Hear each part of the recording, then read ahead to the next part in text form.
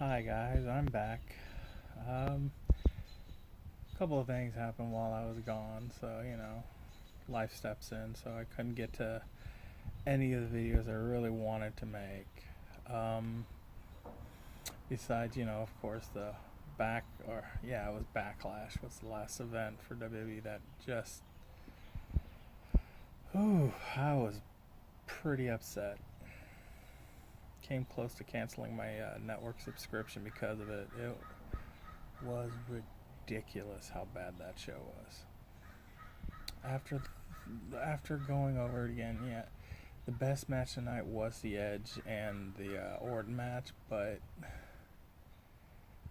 it it shouldn't have been the main event. It probably, if you wanted to push it up, maybe make it co-main event or something, put something else there. But you know, with what they had, they didn't have anything to really put in for a co-main event. I mean, the other two championship matches were kind of laughable.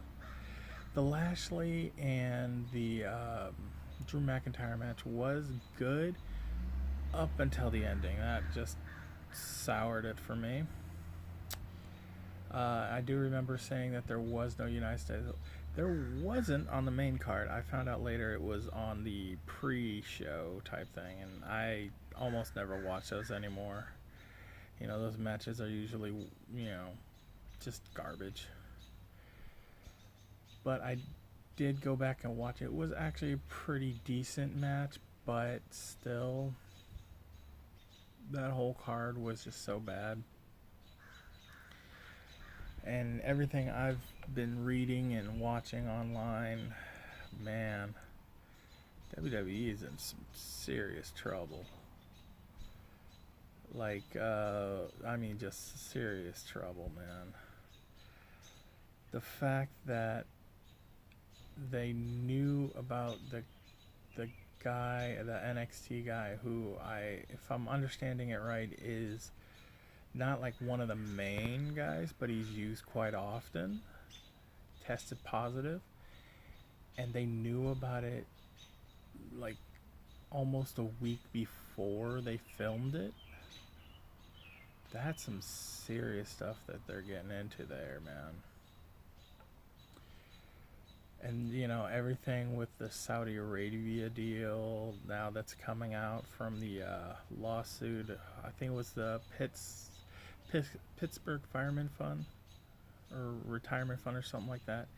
All the things that are coming out from that, and then the fact a employee of WWE testified for or against WWE. Man, I don't know. WWE's in some serious trouble, I think. This is if they're not careful, this is going to be close to the what I like to call the perfect storm. I mean, we've seen it with WCW. They had just the perfect storm that wiped them out. The merger, the fact that Eric Bischoff tried to buy him but couldn't, the fact that other people tried to buy it and couldn't, and then Vince McMahon swoops in there for like what, $2 to $3 million and buys the whole thing out. Yeah, that was kind of the perfect storm. Some say orchestrated, some don't. You are to decide about that. I personally think that it's not as orchestrated as some people say, but I think there's something there. But anyway, I'm gonna do now my NXT takeover.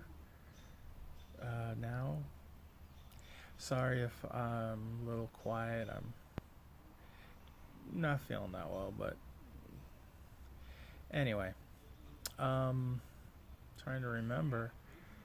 See, I liked the the Velveteen Dream versus Adam Cole match.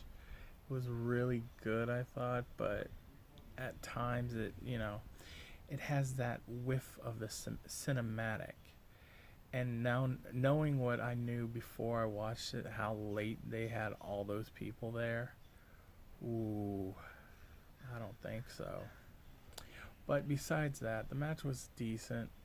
Velveteen Dream, I didn't think he was gonna win. And the only way I thought he could win is if they were going to keep him in NXT, and which now it looks like they are. So I wonder if that little controversy he had a couple weeks ago held him back a little bit. Now, I'm sorry, I am forgetting most of the card, not because it was a forgettable one. It's kind of my mindset right now. But what I do remember, it was a really good card. I didn't have any problems with the card. I thought the Ciampa Killer Cross or Carrion Cross or whatever you want to call them now match was, I thought it was pretty well done. I think it works having Tommaso Ciampa lose because I think they're going to have something else for him down the road or something. I'm not sure. Maybe a main roster call-up, maybe not. Who knows? I mean, the back and forth with Randy Orton, who's a notorious troll on Twitter, could signify he could be going to the main roster, which I'd feel sad about that right now. Ciampa is like Aleister Black to me, you know, one of my favorite wrestlers in NXT, and I'm afraid if they move him up, they're just going to bury him. So, you know, I hope it doesn't happen. The Keith Lee Johnny Gargano match, it was okay. I'm not a super big fan of Keith Lee as him trying to be this prolific, you know, power guy that can actually fly a little bit. I'm not enjoying that part of his deal. I personally think he makes a better power guy than he does this prolific guy. Every time I hear them say he's limitless, I like to think he's limited. He really is limited in what he can do in the ring. Don't get me wrong. For a big man, he is very athletic. But I can't remember how many times I've seen him do a leapfrog just to barely miss taking off a guy's head. You know, I can't place it, you know. I really cannot place what I don't like about him. Well, like about that style of wrestling for him. I really don't. I mean, I've liked other big men that could fly, you know, Samoa Joe. You know, Joe's a little bit shorter, but about the same body type, but I really like Joe. Gentrek and O'Hare, when they're together doing their thing in WCW, they're both two really big men that could fly a little bit, which I kind of liked. Later on, not so much, but yeah, I kind of liked them. So I don't know why I can't get behind Keith Lee. It's weird. Maybe it's gimmick for some reason off puts me, but I don't know.